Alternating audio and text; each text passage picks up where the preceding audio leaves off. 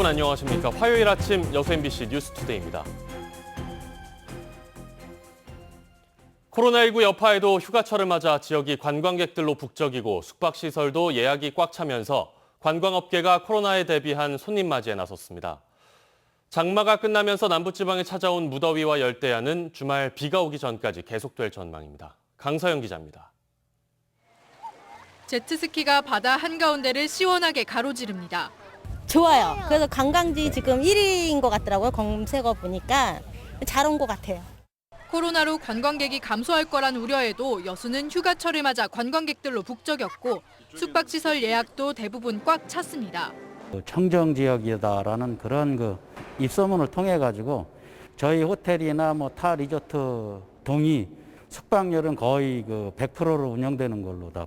워터파크 등에서는 전신 소독기를 설치하고 발열을 체크해 입장을 제한하는 등 호황일수록 긴장의 끈을 늦추지 못하는 분위기입니다.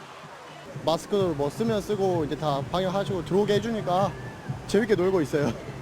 장마 전선이 중부지방으로 북상하면서 남부지방에는 본격적인 무더위가 시작됐습니다.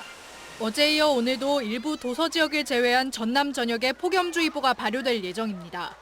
폭염주의보는 이틀 동안 낮 최고 체감온도가 33도 이상으로 지속될 때 내려집니다. 어제 낮 최고 기온은 광양읍 32.3도를 최고로 순천과 고흥이 30.4도, 여수 28도를 기록했습니다. 기상청은 장마 이후 고온다습한 고기압이 세력을 크게 키우면서 무더위는 물론 열대야도 당분간 지속되겠다고 예보했습니다. 8월 초에 이제 북태평양 고기압이 세력을 확장해서 저희 쪽에 영향을 주기 때문에 덥습니다. 최저 기온이 안 떨어지는 거고요. 기상청은 오는 8일에서 10일 사이 한 차례 비가 내리기 전까지는 무더위가 이어지겠다고 내다봤습니다. MBC 뉴스 강서영입니다. 이번 휴가철 전남 동부 지역에서 주목받고 있는 곳이 있습니다. 바로 올 초 개통한 여수 고흥 간 연륙연도교의 한가운데 있는 섬, 낭도입니다. 코로나 여파 속에 조용한 휴식을 원하는 방문객들이 꾸준히 늘면서 섬마을의 일상도 점차 변하고 있습니다. 김종수 기자입니다. 비좁은 골목을 따라 마을 어귀를 지나면 손맛을 느끼려는 낚시객들이 일찌감치 자리를 잡고 있습니다. 한적했던 해수욕장과 야영장 역시 간격을 유지한 채 텐트가 설치되면서 하나둘 생기가 돕니다. 사람도 그렇게 많지 않고 그렇다고 해서 저희들이 순천에 사는데 또 멀지도 않고 그래서 가까운 데로 한번 가족들끼리 한번 놀러 와봤습니다. 본격적인 휴가철을 맞아 섬마을의 풍경이 확연히 달라진 이유는 올해 초 개통된 다리 때문입니다. 배를 타고 발을 디뎌야만 했던 낯선 장소가 이제는 쉽고 편하게 다닐 수 있는 명소가 된 겁니다. 여수와 고흥을 잇는 연륙연도교 개통으로 매달 6천여 대의 차량이 오가면서 다리의 매력에 이어 주변 섬에 대한 관심도 늘면서 방문객들이 꾸준히 늘고 있습니다. 다리 개통을 해가지고 지나가는 길에 여기가 그냥 무작정 들어와 봤어요. 들어와 봤는데 공기도 좋고 경치도 좋고. 다리를 통한 삶의 변화는 정주 여건 개선으로 이어지고 있습니다. 선박들의 대피 기능만 맡아왔던 낭도항에 다목적 어항으로 거듭날 수 있는 계기가 마련됐기 때문입니다. 기존 어항을 여객부두 및 주차장, 수산물 판매장으로 재정비하고 마을 전면에는 새로이 물양장 및 배후 부지를 확충하여 낭도항 정주 여건을 개선하여 살기 좋은 어촌 어항이 되도록 개발할 예정입니다.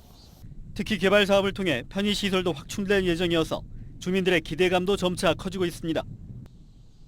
고립과 단절의 상징이었던 섬이 다리 개통으로 전환점을 맞고 있는 가운데 늘어나는 관광 수요가 섬마을의 또 다른 활력소가 될지 주목됩니다. MBC 뉴스 김종수입니다. 정부와 정치권이 의대 정원 확대를 선언하면서 대학을 유치하기 위한 치열한 노력들이 전국 곳곳에서 펼쳐지고 있습니다. 전남 동부 지역 국회의원들을 비롯한 관계자들은 어제 국회 토론회에 모여 의대 유치를 놓고 머리를 맞댔습니다. 조희원 기자입니다. 토론회의 첫 발제자로 나선 서울대학교 의과대학 김윤 교수는 의과대학 정원 증가의 필요성을 강조했습니다. 가장 큰 이유는 평균 1.5배 차이가 나는 도시와 시골 지역민들의 의료비 격차. 현재의 의사 인력 증가세를 보면 OECD의 인구당 의사 수를 따라잡기 위해선 75년이 걸리는데 고령화와 인구수 감소 추이 등을 고려하면 2050년까지 1,000명 이상 증원할 필요가 있다고 지적했습니다. 보시는 것처럼 요 가운데 있는 선이 1,500명을 증원했을 때 가장 적정한 숫자에 있다는 겁니다. 이제 정부가 이제 400명을 늘리기로 했는데 사실은 그 미래의 의료 수요를 고려하면 굉장히 적은 숫자다. 이어진 토론회에서는 전남의 열악한 의료 인프라에 대한 공감의 목소리가 줄을 이뤘습니다. 전남의대 두 곳 유치에 대한 당위성과 함께 정부의 전향적인 검토를 촉구했고, 우리 전남 지역은 이제 동서 거리가 약 263km입니다. 굉장히 먼 거리입니다. 전남도는 거리도 멀고 강화라고 넣기 때문에 전남 지역에 최소한 100명 정도의 정원이 와야 됩니다. 지역 내 불균형을 이유로 이동거리와 생활번역 등을 중심으로 의료 체계가 재구축돼야 한다는 지적이 이어졌습니다. 같은 건이라고 하더라도 광주 지역 광역시의 의료 인력이 집중되어 배치하고 있고요. 전원율도 전국 평균보다 2배가 높습니다. 하지만 대학병원 신설뿐 아니라 다양한 선택지를 고려해야 한다는 제언도 나왔습니다. 마치 좀 이렇게 재개발, 재건축하는 것 같은 느낌이 솔직히 좀 듭니다. 경쟁하고 어떻게 보면 소유하는 것보다 빌리는 게 나을 수도 있습니다. 한편 대한의사협회는 오는 14일 총파업을 예고해 의협과의 합의가 전남 의대 신설을 위한 1차 관문이 될 전망입니다. MBC 뉴스 조희원입니다. 전남 지역 중등교사 정원을 200명 이상 감축하는 교육부의 2021학년도 1차 배정안이 나오면서 전남 교육계가 술렁이고 있습니다. 전교조 전남지부와 전남교육참여위원회가 잇따라 기자회견을 열어 교육부를 비판했습니다. 김윤 기자의 보도입니다. 코로나 사태 속에 여름방학을 맞은 전남 지역 교육계가 발칵 뒤집혔습니다. 교육부가 내년도 중등교사 정원을 현재보다 224명 감축하는 내용의 1차 배정안을 전남교육청에 통보했기 때문입니다. 전남 지역 전체 공립중고등학교 314개 교 평균 0.7명가량의 교사를 감축해야 할 상황에 놓이게 됐습니다. 전교조 전남지부는 이와 관련해 기자회견을 갖고 교육부가 전남의 특수성을 무시한 정책을 펴고 있다며 강력하게 비난했습니다. 섬과 농어촌이 많은 전남의 특성상 학생 수로만 교사 정원을 결정할 문제가 아니라는 겁니다.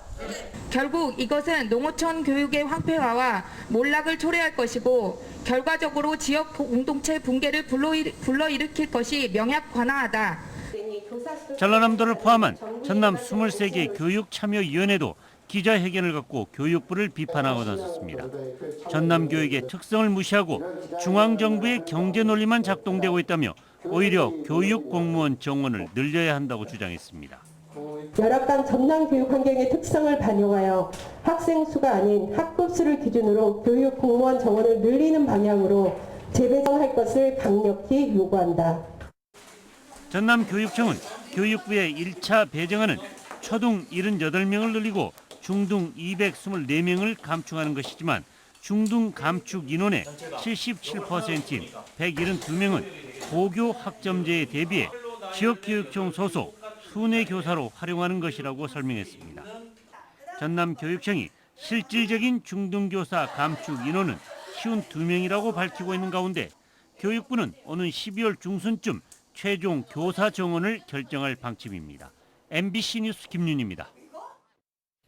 한국전쟁 당시 여수 이하포에서 발생한 피난선 폭격 사건의 70주년 추모제가 어제 이하포 해변에서 열렸습니다. 희생자 유가족과 주민 등이 참석한 이번 추모식에서는 70주년을 맞아 설치된 평화탑이 공개됐으며 지역 학생들과 문학인들도 추모글을 낭독하며 희생자들의 넋을 기렸습니다. 또 해양환경인명구조단 여수구조대는 6.25 당시 대형 목선의 엔진으로 추정되는 잔해물의 수중 촬영 영상을 공개하고 관계기관의 협조를 받아 잔해물을 인양하기로 했습니다. 지난 1950년 발생한 이하포 사건은 미군 전투기가 피난민을 태운 배를 폭격해 민간인이 희생된 사건으로 아직 정확한 진상규명이 이루어지지 않고 있습니다.